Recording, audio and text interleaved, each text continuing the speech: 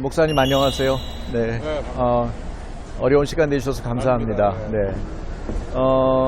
지금 오늘의 교회가 하는 일이 굉장히 많은 걸로 알고 있는데 오늘의 교회 담임 목사님이신 목사님께서 이렇게 시간을 내서 명사 1인 시위까지 하시게 된 어떤 그 이유나 까닭이 있을까요?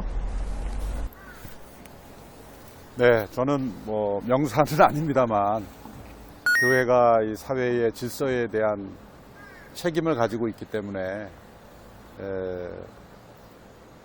사회의 중요한 가장 근간을 이루는 기준을 바꾸는 일은 매우 신중해야 되며 또 그 결과와 영향을 검토하고 진행을 해야 함에도 소수의 인권이라는 이유로 다수의 자유와 또 사회의 근간 질서를 바꾸는 일이 일부 유럽과 북미 국가에서 이루어졌는데 그것을 무조건적으로 옳은 것이라고 받아들이는 잘못된 일종의 사례의식이 작용하고 있다고 생각을 합니다. 교회는 동성애자들을 혐오하지 않습니다.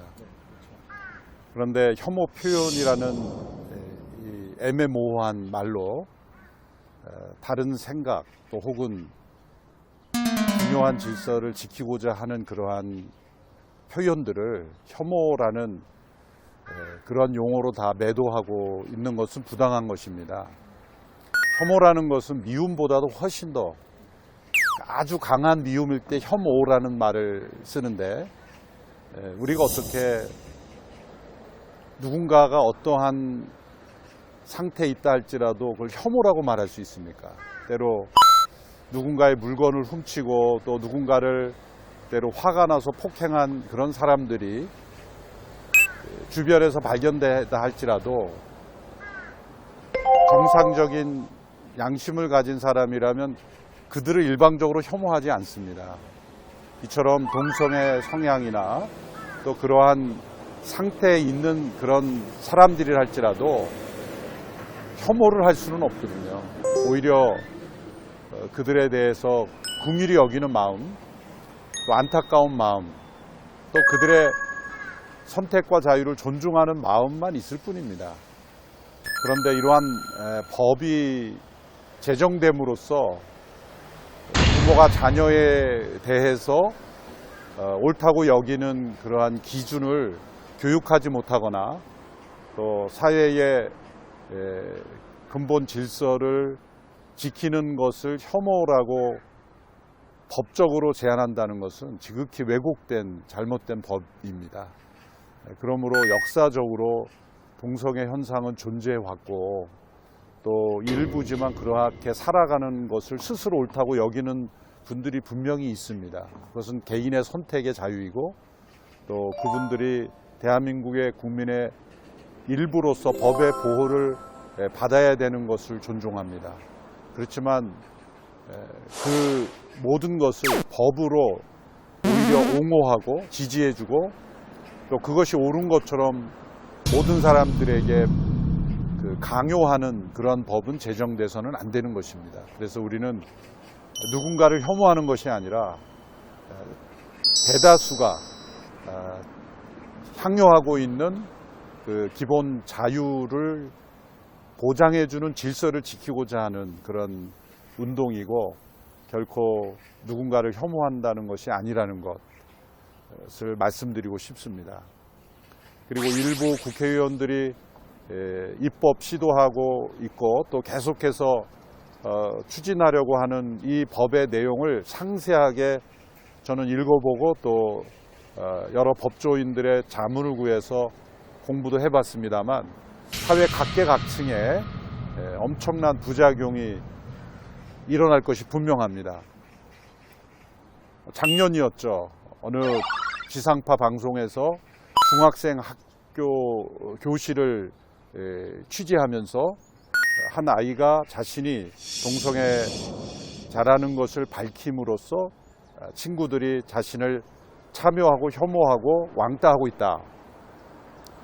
그러므로 차별금지법이 제정돼야 된다, 이런 논리였습니다. 그런데 청소년기는 어떤 이유든지 때로는 특이한 이름이나 또 특이한 습관, 또 부모님의 직업, 옷차림, 생김새, 각양각색의 이유로 아직 성숙하지 못한 청소년기에는 서로가 서로에 대해서 자신의 의견을 잘못 표현함으로써 친구를 왕따시키고 차별하는 경우가 있습니다. 그러면 그러한 아이들도 다 차별이라는 이유로 처벌할 것인가? 그러면 청소년기의 미성숙한 모습으로 인해서 일어날 수 있는 각양각색의 학생들의 인간관계, 그것은 교육과 또 교양교육으로서 해결해야 될 그러한 인성의 문제를 차별이라는 제목으로 다 이 사회를 고소고발과 처벌의 사회로 만들 것인가? 이것이 잘못된 것이고, 서울시 인권조례나 또 현재 교육부에서 교육과정 개정 내용이라고 추진하고 있는 모든 내용 중에 성을 생물학적 성이 아니라 사회문화적 성으로 규정해야 되고, 그것을 내면화시키고 거기에 대해서 다른 의견을 제시하지 못하도록 이제는 교육 과정에서도 그렇게 교육하려고 하고 있습니다. 이것은 무분별한 일부 국가의 방침을 우리나라가 무분별하게 받아들이는 것입니다.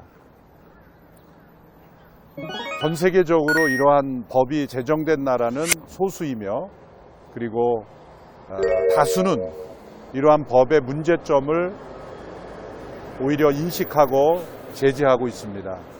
그러므로 대한민국 국회가 이러한 법에 대해서 상세하게 심도 있게 연구하고 또 부작용을 살펴야 우리나라 사회의 질서가 바로잡힐 것이라고 생각합니다. 분명한 것은 법은 질서를 위한 것이고 도덕의 최소화입니다. 도덕으로 해결해야 될 문제를 법으로 규정하고 해결하려고 할 때 오히려 도덕이 붕괴되는 현상이 역사적으로 많이 일어났습니다. 그러므로 이러한 동성애자들을 보호하는 그런 영역은 도덕으로 우리가 그들의 삶을 품고 또 더 사랑하고 인정하는 그러한 인격적인 차원에서의 교양 교육을 통해서 해결해야지, 이런 합법화를 통해서 오히려 더 이러한 영역에 사람들이 증가하도록 하는 것은 절대 있어서는 안 됩니다. 이러한 법들이 제정됨으로 인해서 해외 경우에 트랜스젠더 수술을 하는 이들이 늘어나고 있고, 우리나라도 이러한 기류에 근거해서 매년 트랜스젠더 수술을 받는 청소년, 청년들이 증가하고 있습니다. 트랜스젠더 수술은 한번 성공할지 모르지만 다시는 되돌아올 수 없는 것이고, 또 신체 건강의학적으로도 매우 위험한, 생명을 위협하는 수술이기도 합니다. 그리고 여러 성도들 가정 가운데서도 이러한 문제로 가정이 심각한 위기와 갈등 속에 처해 있는 그러한 가정들이 너무 많아지고 있습니다.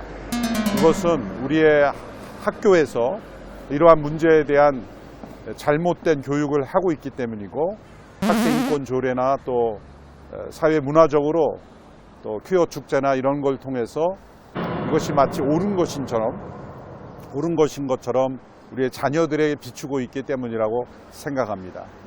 분명한 것은 과학적 진실에 기반한 것은 법제화할 수 없다는 것입니다.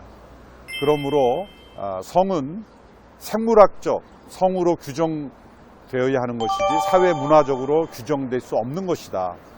그러므로 성적 지향 혹은 분류될 수 없는 성이라는 항목을 법제화하는 것에 대해서 전 국민들이 진실을 바로 알아야 되고, 또 이것을 우리 그리스도인들은 반대하는 것입니다. 네. 혼자 너무 많이 얘기해요. 우리 알면은 반대하고 내용을 알면, 그리고 모르면 찬성한다, 이렇게 얘기하는 법이 이게 아마 차별금지법이 아닐까 싶고요. 교회에서도 사실은 복음이 들어간 곳마다 차별이 사라지지 않았습니까? 여성에 대한 차별이나 뭐 가난한 자에 대한 차별이나 어린이에 대한 차별이나 장애인에 대한 차별이나 이런 것들이 사라진 것이 복음의 효과였는데, 지금 의외로 목회자들도 많이 모르는 분들이 많고, 말씀하신 대로 목사님처럼 이렇게 좀 제대로 자세하게 보고 판단하시면 좋겠는데 그런 관심조차도 못 갖는 분들이 많거든요. 그래서 특별히 목사님들, 목회자들과 또 성도들, 그리고 우리 국민들에게 목사님께서 한번 그 호소하고 싶으신 말씀이 있으면 그 얘기를 좀 말씀해 주시죠. 네, 이 법에 여러 제정하면서 일부 수정이 되었는데, 처음에는 목회자들이 성경을 설교할 때 동성애를 죄로 규정하고 있는 그런 말씀을 강단에서조차 설교할 수 없게 그렇게 되어 있다가, 후에는 일부 반발을 의식해서 예배당 안에서는 할 수 있지만 방송이나 미디어를 통해서는 할 수 없다. 그것이 현재의 버전입니다.